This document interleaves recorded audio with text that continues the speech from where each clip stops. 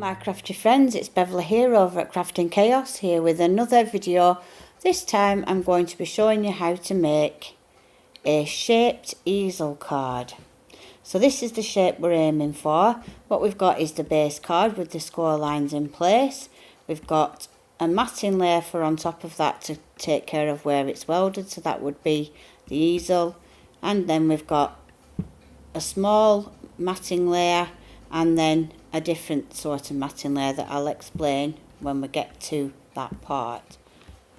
So what we're aiming for is something that looks a little bit like a petal, and I'm going to make my own, and I'm going to use some of the basic shapes to make it. So I'm going to use this shape and I'm going to rotate it by 90 degrees so it's facing upwards, and then I'm going to add a little point to that. So I'm going to make that a little bit bigger, and I want it to have a little point on the petal, so I'm going to use this one, just going to shrink it down a bit, and I'm going to have that something like this. Just going to make it a little bit bigger because I want that a little bit different, and I've got that for now. So what I'm going to do is I'm going to centre them on the vertical axes, and then I'm going to weld them. So that's the shape we've got, and that's the sort of petal that we're going to use. I'm just going to shrink it down a little bit. We're going to start with the file bigger than we need and take it from there. So next I'm going to hit D on my keyboard to duplicate and flip it on the horizontal axes. I'm then going to set it down away from my original shape, select them both, line them up on the vertical axes, and then weld them together. So effectively now I've got 2 petals of my shape. I need another 3 copies of that, and then I'm going to select them all and line them up on the centrally on the vertical and the horizontal axis. Then I'm going to click off, because then we're going to do some rotating, and the first rotation is going to be 45 degrees. Then I'm going to click on the top one again, that's going to be 90. I say OK. I'm going to click on the top one again. This one is going to be 135. So that's the basic shapes done. Then I'm going to select them all, and I'm going to go edit and process the overlap, weld. Now as you can see at the minute we've got a whacking great hole at the centre of our shape. So all I'm going to do is just pull in any shape that can cover that hole up, as long as it doesn't overreach the edges, like so, and I'm going to edit and weld, and that's going to give us a solid piece. Now I'd like the bottom of my card to have these 2 at the bottom, so I'm just going to now rotate that shape by 22.5 degrees, and then I'm going to duplicate it twice. So I need to click off, click on, hit duplicate twice, move them off to the side for now, and this is the one we're working with. So I'm going to bring this one on, I'm going to bring one of them across, so they need to be overlapping so that they're not touching in the mid, so that there's a gap, no gap there. So now I'm going to line them up to the top edge, and I'm going to weld those 2 shapes together.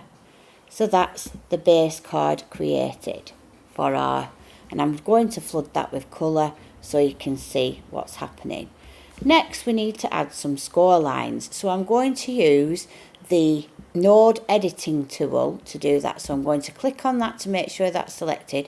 If you hover over, I'm going to zoom in a little bit so you can see when I hover over till I get that little square, click, hold the shift key down, drag it to the opposite side and double click to anchor.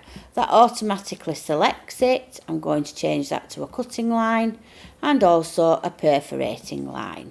Okay, so that's our first score line. I'm going to select both of those, the score line and the main shape, and I'm going to group them.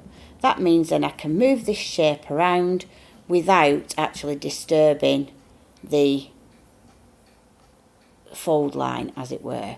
So next we need to put in another fold line over here for the easel. So again, on the node editing tool, wait till you've got the, hover over till you see the little square, press the shift key down, drag that straight down to the other side and double click to anchor. Again, turn that to a cutting line, and again to a perforating line. Then we need to select both of those, the shape and the perforated line, and we're going to group those. That essentially is the shape of our shaped card. Now I'm just going to bring the layer into the top, like so. So now you can see I've got that layer now is there purely to take care of the fact that that bit is going to be missing when you do the folds. But when you stick that to that layer that folds over on the easel, you get the full shape. Okay, so if you will, I'll just rotate. I'm going to select everything and I'm going to group them initially now just to resize them down a little. So I'm going to resize them until it's no more than, say, 11 inches on the widest side. Well, roughly 11 inches on the widest side. Then I'm going to rotate by 90 degrees. So then we've got it in the correct orientation. And next I'm going to ungroup. So I'm going to click off so I can move that top layer away. So essentially what you'll do is that's your first fold, that's your other fold. This will form a mounting over onto here, but obviously this top bit's going to be missing, and this will be the matting layer for on top of that takes care of the fact that that bit's missing. Okay, so that now will be staying the same size as is. I'll just line that up centrally and also to the bottom, like so. So that will be your matting layer, and I'm going to make that a darker colour so you can see it. Now, if you wanted, you could make it lighter. It's up to you, dependent on what colours you're thinking of doing your card. If you wanted to add a 4-stitch layer, you'd go on at this point, edit, create an offset line, make it inwards by 0.04. Make sure you click on inward and OK.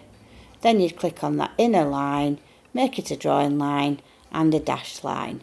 So now you've got a 4-stitch shape. So now I'm going to click on the outer layer and duplicate that. Going to bring that across, and then just going to now just move that base layer away for a second while I just group that stitched shape together. So now we've got, and I'll just put them back on top, so centre them on the vertical and at the bottom just to see where that matting layer is going. And then we can create our offsets for our matting layers. And if I change this colour to that colour, and then I'm going to go on to edit and create an offset line, and this time I'm going to make it a bit bigger, still inward, and say OK. And it's just a smaller one we want, so now I can delete that one. Okay, actually I'm going to undo that because I'll use the other one as well. So I'll keep that one, and then I'll show you the other way of doing the matting layer. So there would be a matting layer. If you wanted to add a 4-stitch line to that, you do it in exactly the same way as what you've just done. Now if you want it to be a smaller layer, you can just resize it if you want it to make it look a bit different. And if we change the colour of that, you can and bring it to the top so you can see what's happening. That's not done it proportionally. It will still fit in your shape if you resize it that way, but it's not resized in proportion. But it depends what look you're going for. That could look equally as nice as the other type of layer. And those are 2 types of layers that I've shown on my cards. I'll just run you through the 4-stitching once more. You select the shape, you go to edit, create an offset line, make it about 0.4, we want it inwards, and say OK. You would then click off and click in the centre to get that inside line, make it a drawing line, and then a stitching line. Okay, and if I zoom in, you can see that that's put some 4-stitching right round the inside of that shape. Now if I select both of those and group them together, I can move that shape without disturbing the 4-stitching. So I'm going to go view, fit to mat. So now you've got a card what's going to be about 5.5 by 6.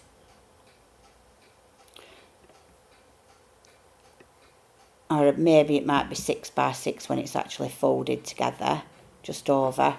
and you've got your matting layers for that. So that's just a different take on the easel card in case you wanted a different shaped one.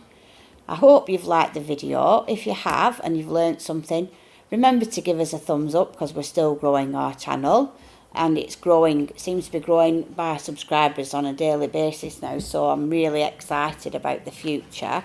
So do please continue to support me. Please like, share and subscribe.